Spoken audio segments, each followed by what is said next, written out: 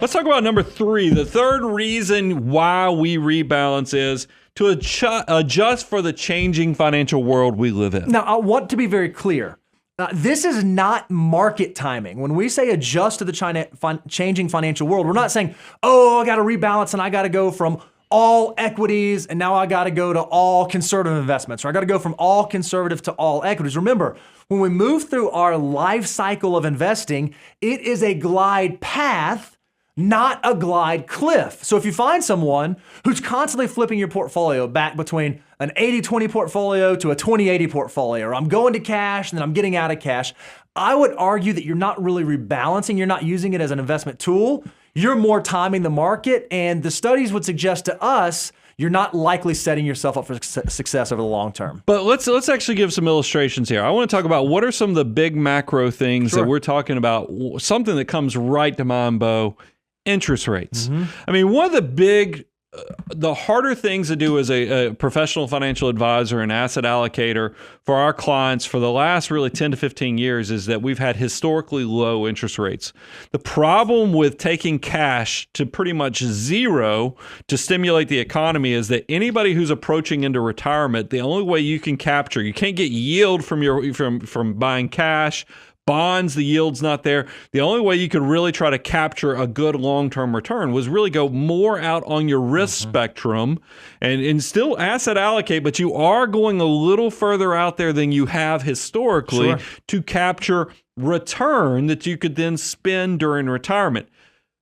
Fortunately, this is one of those silver lining moments, lemons turning into lemonade, is when interest rates have been pushed up so rapidly to fight inflation.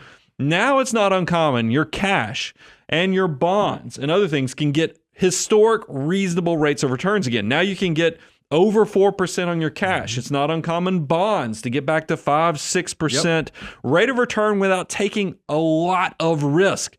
This allows you much more balance on your asset allocation. So I love, you have to pay attention to those big macro events, because if you're not paying attention, you wouldn't realize, hey, maybe this is a time to rebalance and adjust for some of these changing things like higher interest rates. Interest rates are a great example. Another really interesting example are just valuations within market cycles. It's not uncommon. Maybe we just came through a large downturn and maybe interest rates are low, and you start thinking to yourself, you know what, in a low interest rate environment where the cost of capital is low, but the economy is looking to improve, maybe instead of having a lot of my portfolio in large U.S. companies, I think that small U.S. companies might outperform coming out of this bear market.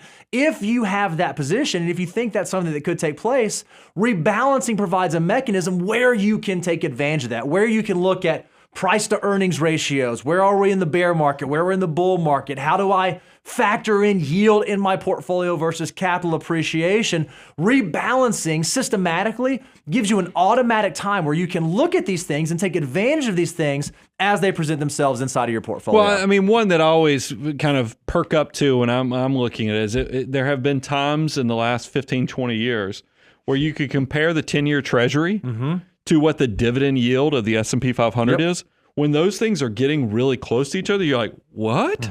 You know, you pay attention to that. It doesn't mean, as Bo said, your glide path, not a glide cliff, but it is something you should be in tune with what's going on out there in the macro economy, so you can know what that means for your asset allocation. It's just one more indicator, and you can use rebalancing to be that trigger point to pull in another financial tool to make your investment journey better. Another thing it allows you to do is look at big macro events like geopolitical events, whether that be international conflict or things going on in other countries that could impact your portfolio. Again, this is not a mechanism to time the market or to try to make rapid movements, but if you are systematically rebalancing, you can make sure that your portfolio doesn't get completely out of whack. Over the last decade or so, it's been not uncommon that U.S. domestic markets have outperformed international. Well, if you had a domestic and international portfolio and you did not rebalance, you're probably way overweighted domestic right now and way underweighted international. Rebalancing allows you to better make sure your portfolio ties to where you want it to be over the long term. It allows you to keep an eye on those other things going on that could impact your ultimate rate of return.